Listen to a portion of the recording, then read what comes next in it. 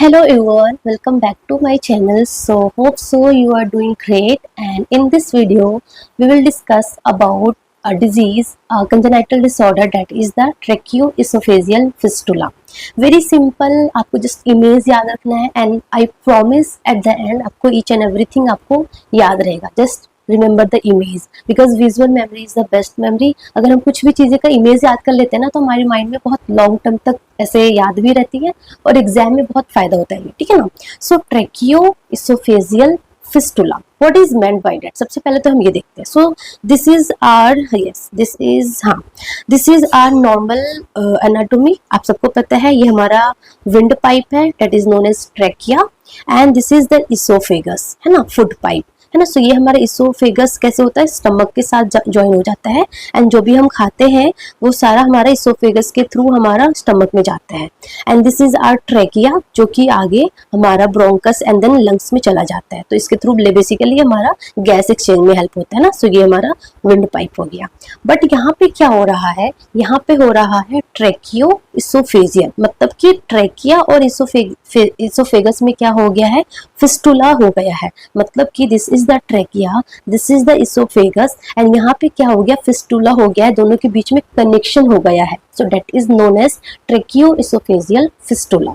So the first question for the NORCET or any exam, that is the most common congenital anomaly of esophagus. So that is the TEF. That is the tracheoesophageal fistula is the most common congenital anomaly of the esophagus, right? Then the second की क्या होता है इसमें, जो कि मैंने आपको बता दिया, that is the abnormal connection, because normally there is no connection between the windpipe, between the trachea and the esophagus, right? But there is abnormal connection. So there is abnormal connection between trachea and the esophagus, and that is known as tracheoesophageal fistula.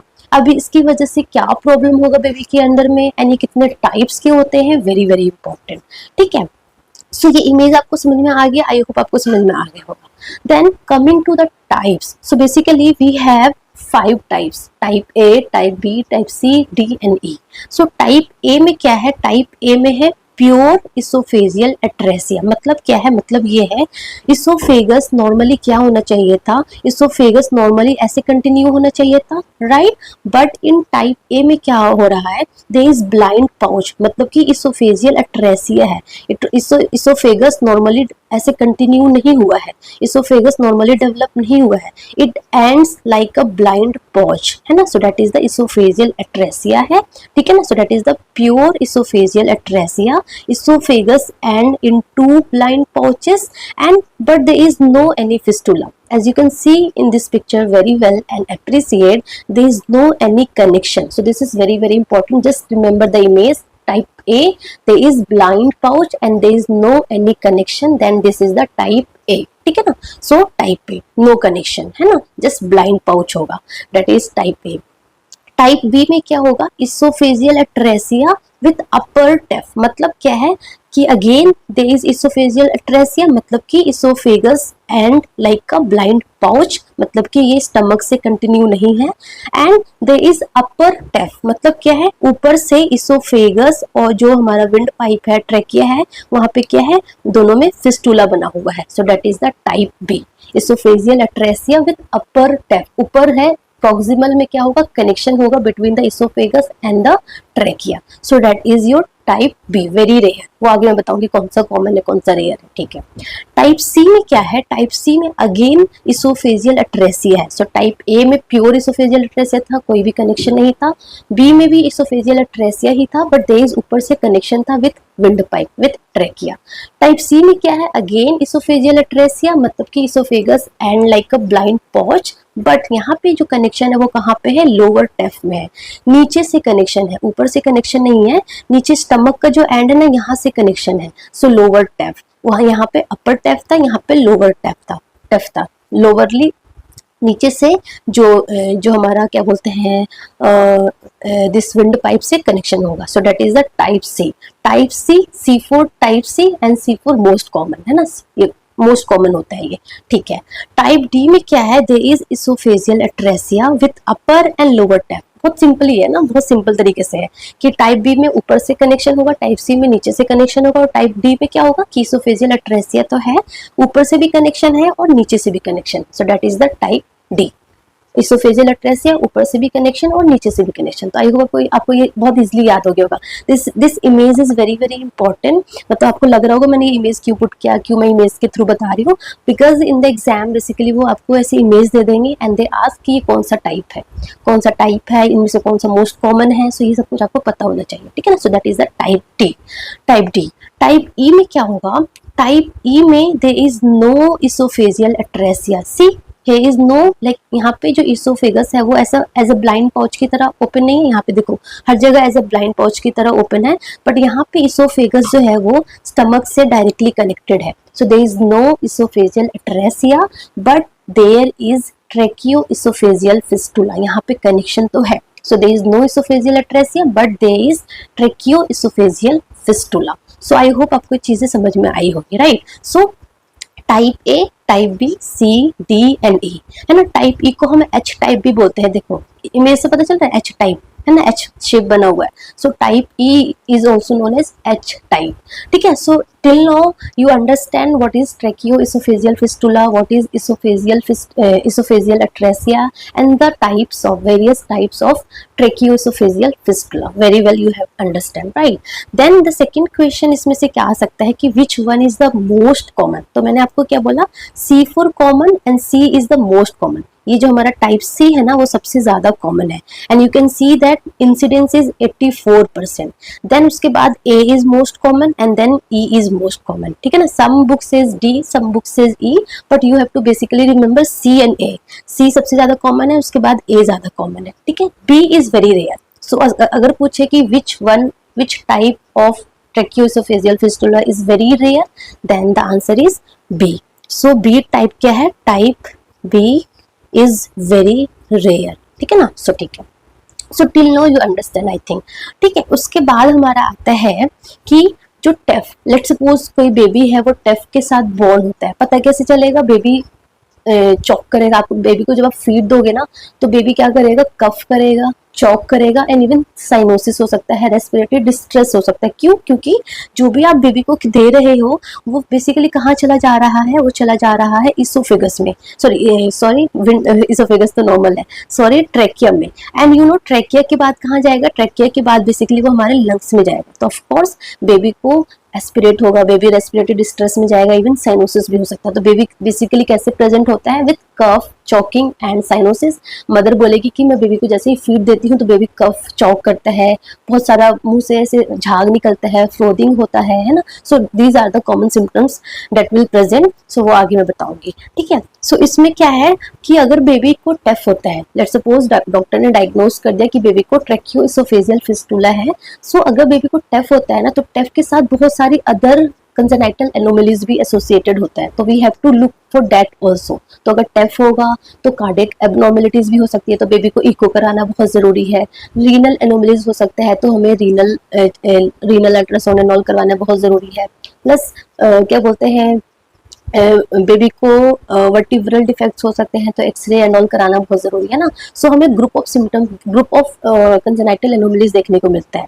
तो exam में ये questions पूछते हैं कि टेफ के साथ और क्या क्या एनोमलीज एसोसिएटेड होता है। So that is very important and I think very old और नॉट सेट में लाइक 23-22 समथिंग में ये क्वेश्चंस आ रखा था, ठीक है ना। सो इसमें क्या है कि TEF is associated with cardiovascular system anomalies, bacterial anomaly जो कि मैं आगे बताऊंगी क्या होता है, हाइपोस्पेडियस एंड अनडिसेंडेंट टेस्टिस। तो वी मतलब कि वर्टिब्रल डिफेक्ट बेबी में हो सकता है, जैसे कि स्कोलियोसिस हो गया, वर्टिब्रल इन्फ्यूजन हो गया ना, ये सारा। ए मतलब कि एनल एट्रेजिया हो सकता है बेबी को। सी मतलब कार्डियक डिफेक्ट हो सकता है जैसे कि VSD, ASD एंड ऑल, ठीक है ना। एंड टी मतलब कि ऑफकोर्स टेफ, टेफ विद और विदाउट इसोफेजियल अट्रेसिया। रीनल एनोमली जैसे कि रीनल एजेनेसिस हो गया, ठीक है ना। लिम्ब एनोमली जैसे कि पॉलीडेक्टिली या फिर एक्स्ट्रा थंब है ना, तो ये सारे एनोमलीज भी एसोसिएटेड होते हैं। सो ये हमारा इंपॉर्टेंट था, you have to remember this bacterial, ठीक है। Okay then symptoms very important, टेफ का सिम्टम्स बहुत इंपॉर्टेंट है। तो मैंने क्या बोला, कार्डिनल साइन, और उसको हम 3C के नाम से जान बोलते हैं, that is during feeding baby को कफ होगा, चौक होगा, एंड इवन साइनोसिस हो सकता है, रेस्पिरेटरी डिस्ट्रेस हो सकता है। क्यों? क्योंकि जो भी खाया वो सारा कहाँ चला गया, इन द लंग्स में, बिकॉज ऑफ दैट, है ना। उसके बाद द वेरी इंपॉर्टेंट की मदर कंप्लेन करेगी कि बेबी को जैसे ही मैं फीड दिया, बेबी जो है वो कफ चौक कर रहा है ना, साइनोसिस हो रहा है, तो हम क्या करेंगे, राइल्स ट्यूब इंसर्ट करेंगे। तो नॉर्मली अगर हम राइल्स ट्यूब इंसर्ट करेंगे, दिस इज द नॉर्मल, हाँ दिस इज द नॉर्मल, तो जैसे ही हमने राइल्स ट्यूब इंसर्ट किया, तो राइल्स ट्यूब जो है वो कहाँ जाएगा, हमारा इसोफेगस के थ्रू स्टमक में जाएगा, ठीक है ना। बट यहाँ पे क्या हो गया है, यहाँ पे या तो इसोफेगस क्या हो रखा है, ट्रेसिया हो रखा है। तो अट्रेसिया हो रखा है, तो इसो जैसे ही आप राइस ट्यूब डालोगे तो वो आगे जाएगा ही नहीं, यहीं पे क्या होने लग जाएगा, कॉइलिंग होने लग जाएगा, है ना, inability to pass the Ryle's tube. And आप एक्सरे में देखोगे तो यहाँ पे कॉइलिंग दिखेगा, है ना। सो ये आपको दिखेगा, सो ये एक हमारा काइंड ऑफ डायग्नोसिस भी हो गया, एंड हमें फीचर्स में भी दिख जाएगा ना। So inability to pass Ryle's tube और coiling of NG tube in the x-ray you will see, ठीक है ना। उसके अलावा बेबी को एक्सेसिव ड्रूलिंग होगा और फ्रोदिंग स्लाइवा होगा, ठीक है ना। उसके अलावा बेबी के एब्डोमेन में गैस हो सकता है, बेसिकली सी, डी और ई, जो हमारा सी है, डी है और ई, जहाँ पे कनेक्शन हो रखा है, या तो इसके थ्रू या इसके थ्रू या फिर पूरा, इनमें बेसिकली गैस होगा एब्डोमेन में, और इन दोनों में क्या होगा, गैसलेस होगा, कोई गैस नहीं होगा एब्डोमेन में। सो ये आपको पता होना चाहिए, टाइप ए और बी में गैसलेस एब्डोमेन होगा, और टाइप सी, डी, ई में गैस इन एब्डोमेन होगा, ठीक है ना। उसके अलावा बेबी को ना बहुत जल्दी जल्दी निमोनिया होगा, रिकरेंट निमोनिया होगा due to aspiration, basically type H में, क्योंकि यहाँ पे बेसिकली यहाँ पे तो हम कुछ भी देंगे तो सीधा लंग्स में चला जाएगा, तो सिवियर साइनोसिस होगा। यहाँ पे ये डायरेक्टली कनेक्टेड है, तो हमने जो भी बेबी को दिया ना, तो थोड़ा यहाँ जा सकता है, तो बिकॉज ऑफ दैट बेबी को एस्पिरेट होगा, तो चॉकिंग वगैरह तो होगा ही होगा, एंड रिकरेंट निमोनिया का निमोनिया होगा बेबी को, है ना, रिकरेंट इन्फेक्शन होगा बेबी को। सो ये हमारा कुछ सिम्टम्स देखेगा, this is very very important, cough, choking and cyanosis during feeding, very important, ठीक है ना। और inability to pass the Ryle's tube, ये आपको पता होना चाहिए, ठीक है। उसके बाद आप खुद सोचो ट्रीटमेंट में आप क्या दोगे। सबसे पहले तो हम बेबी को एनपीओ रखेंगे, क्योंकि जो भी हम दे रहे हैं there is very high chance कि वो लंग्स में जाएगा, बेबी को एस्पिरेट होगा, निमोनिया होगा, एंड इवन बेबी की डेथ भी हो सकती है। तो सबसे पहले हमें बेबी को एनपीओ रखना है। सेकेंड, हमें बेबी का जो हेड एंड है ना, वो एलिवेट करके रखना है, एटलीस्ट 30 डिग्री हमें एलिवेट करके रखना है ना, सो दैट बेबी को एस्पिरेशन ना हो, एस्पिरेशन निमोनिया से प्रिवेंट करने के लिए। So upright position, NPO, and secretions आ रहा है, देयर फ्लोदी सिक्रेशंस कंटिन्यूस आएगा, तो हमें इंटरमिटेंटली हम सक्शन कर सकते हैं, या फिर हम ओरोगैस्ट्रिक ट्यूब लगा के उसको लो सक्शन पे हम रख सकते हैं, सो दैट्स कंटिन्यूस धीरे धीरे सक्शन होता रहे, है ना। सो ओजी हम पुट कर सकते हैं एंड स्लो सक्शन पे रख सकते हैं। प्लस हमने बेबी को एनपीओ रखा है, तो of course we have to give IV fluids, and अगर बेबी को इन्फेक्शन है तो एंटीबायोटिक्स भी देना होगा, ठीक है। बट द डेफिनेटिव मैनेजमेंट क्या है, that is the surgical repair, क्योंकि आप खुद सोचिए इसमें आप मेडिसिन क्या दोगे, इसमें मेडिसिन से कुछ हो सकता है नहीं ना। मेडिसिन तो हमने जस्ट ये सिंपली हमने बेबी को इमीडिएट मैनेजमेंट किया, बट हमें जो डेफिनेटिव मैनेजमेंट है वो क्या होगा, सर्जिकल हमें रिपेयर करना। तो आप खुद सोचो सर्जिकल रिपेयर क्या करोगे। ऑफ कोर्स यहाँ पे जैसे कि देखो यहाँ पे कनेक्शन है, तो इस कनेक्शन को हटा दो एंड इसको जोड़ दो, है ना, this is the surgical repair, and yes it is like that. यहाँ पे ये है, इसको हटा दो एंड इसको ऐसे कनेक्ट कर दो, सो this is the surgical repair, ठीक है ना। सो सर्जिकल रिपेयर में क्या है कि अगर डिस्टेंस बिटवीन बोथ एंड, मतलब कि अगर इन दोनों एंड के बीच में, अगर लेस देन 3 सेंटीमीटर है, तो कुछ नहीं करना, सिंपली हमें दोनों को क्या करना है, एंड टू एंड एनास्टोमोसिस कर देना है इसोफेगस का, ठीक है। बट इसकी वजह से अगर एग्जाम में क्वेश्चंस आता है कि हमने एंड टू एंड एनास्टोमोसिस कर दिया, तो सबसे अर्लीस्ट कॉम्प्लिकेशन क्या देखने को मिल सकता है, दैट इज एनास्टोमोसिस, लीक हो सकता है ना, जो भी हमने जोड़ा है दोनों एंड को वहां से लीकेज होना हो सकता है। And most common complication but क्या होता है, मोस्ट कॉमन हमारा होता है structure formation. So most earliest complication is anastomosis leak and most common complication is structure formation. तो ये complication आपको पता होना चाहिए, ठीक है। बट अगर डिस्टेंस बहुत ज्यादा है, मोर देन 3 सेंटीमीटर है, तो हम गैस्ट्रोस्टोमी करेंगे एंड देन इसोफेजियल को रिपेयर करेंगे विथ कंड्यूट। तो स्टमक और जेजुनम से हम कंड्यूट क्रिएट करेंगे एंड देन गैस्ट्रोस्टोमी करके देन हम उसको जोड़ेंगे। सो ये हमारा थोड़ा क्रिटिकल प्रोसीजर होगा, एंड इसका जो प्रोग्नोसिस है वो थोड़ा ऐसे पुअर टाइप का होता है, इसका प्रोग्नोसिस थोड़ा बेटर होता है कि just end to end anastomosis कर दो, ठीक है। सो ये हमारा yes this is the image, हाँ दिस इज द इमेज। देखो यहाँ पे हमारा ये कनेक्शन था, ये ब्लाइंड पाउच था, तो हमने क्या किया, यहाँ से कनेक्शन हटा दिया एंड इसको हमने जोड़ दिया, एंड टू एंड एनास्टोमोसिस कर दिया। सो बस, बट यहाँ पे क्या हो सकता है कि यहाँ से एनास्टोमोसिस लीक हो सकता है, यहाँ पे स्ट्रक्चर फॉर्म हो सकता है। So these are the complication of this procedure. ठीक है, सो ये आई थिंक आपको समझ में आ गया होगा। It is the ट्रेकियो oesophageal fistula, the most important part of tracheoesophageal fistula, that is the type A, B, C, D, E, and the second thing is the symptoms, that is cough, chop and cyanosis during feeding.